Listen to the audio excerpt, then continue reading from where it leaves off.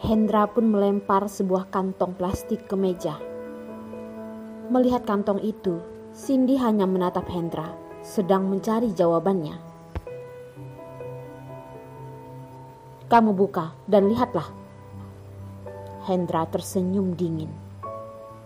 Cindy dengan tangan yang bergetar melihat foto yang ada di dalam. Klub yang remang, seorang wanita sedang minum dengan Dion.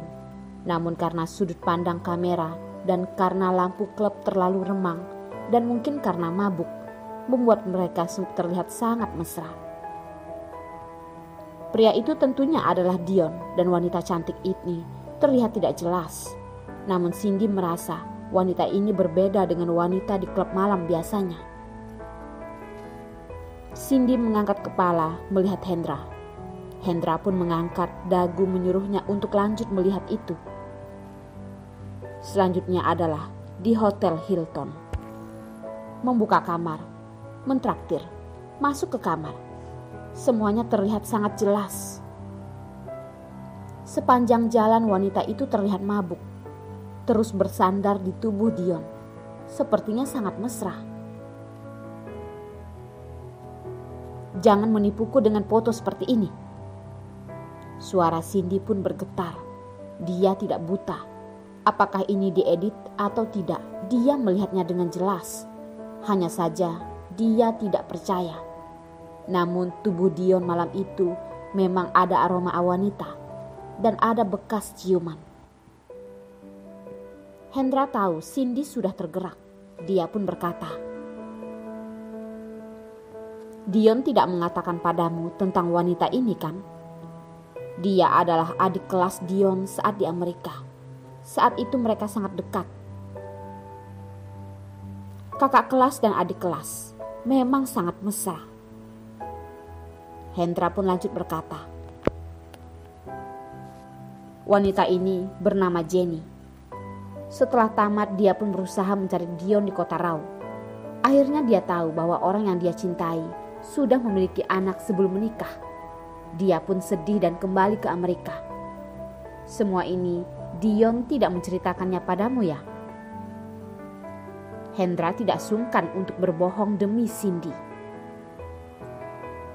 "Dan mengapa Dion melamarmu? Itu semua setelah Jenny pergi," ucap Hendra. "Jangan katakan lagi. Jangan katakan lagi. Tolong, jangan katakan lagi." Cindy menutup telinganya dengan tangannya. Matanya pun berair. Dia dengan tidak mudah mempercayai cinta semua ini. Mengapa terjadi hal seperti ini? Ternyata semuanya ini adalah bohongan.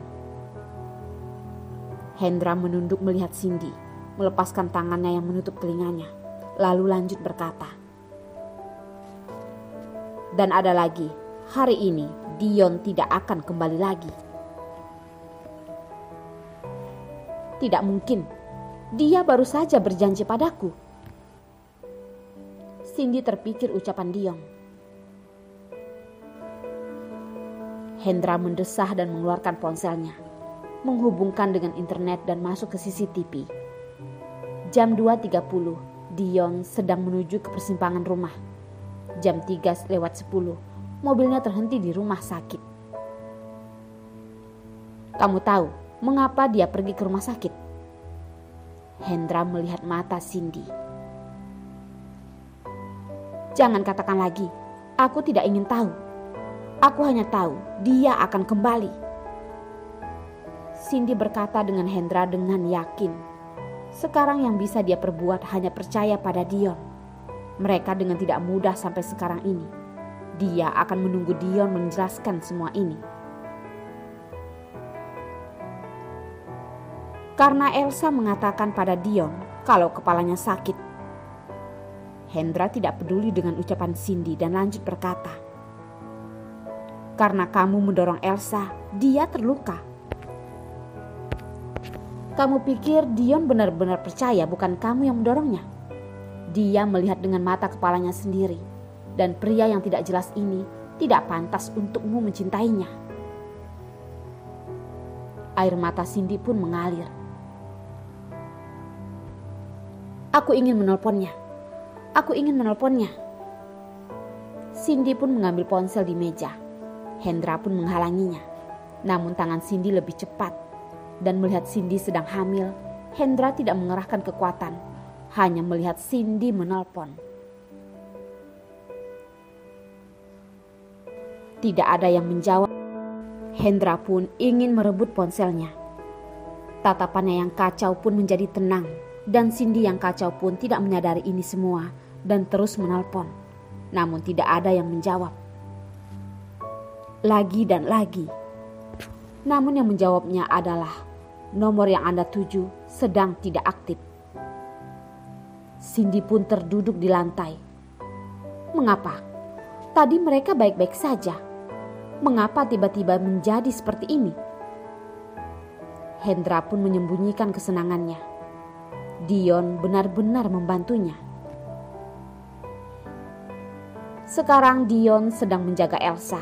Tidak ada waktu menerima teleponmu. Hendra terus memancingnya. Kali ini Cindy pun tidak bisa mengelak.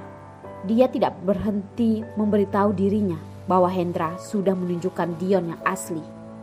Kalau tidak, mengapa tidak kembali dan pergi ke rumah sakit? Mengapa tidak menjawab telepon? Mengapa masih tidak pulang? Cindy, ikut denganku. Aku akan melindungimu. Aku pasti akan mencintaimu dengan sungguh-sungguh. Hendra memeluk Cindy. Cindy tidak memberontak. Sekarang dia memerlukan tempat untuk melampiaskan. Mengapa semua kebahagiaan ini hanyalah imajinasi? Ternyata semuanya itu adalah palsu. Hati Cindy yang sakit seperti hancur berkeping-keping dan seperti ditusuk dengan pisau. Tersisa bekas luka. Benar-benar menyakitkan. Bawa aku meninggalkan tempat ini.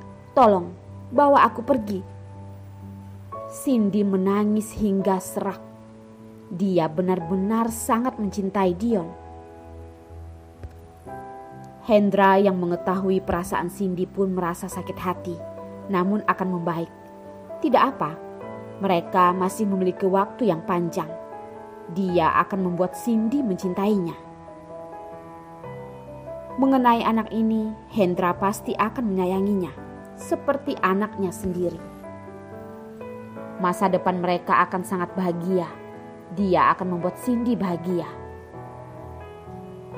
Rumah keluarga Su dijaga ketat. Namun sekarang kamu adalah calon istri Dion. Kamu bilang saja, kita akan berjalan-jalan. Mereka pasti tidak akan menghalangimu. Cindy pun menghapus air matanya. Mendengar ucapan Hendra, dia pun menganggukkan kepala. Dion berkendara dengan cepat. Dia tiba-tiba merasa khawatir. Saat dia melihat Elsa, dia melupakan ponselnya di mobil. Dan saat melihat Elsa, Ibu Su terus menyuruhnya untuk tinggal hingga Elsa keluar.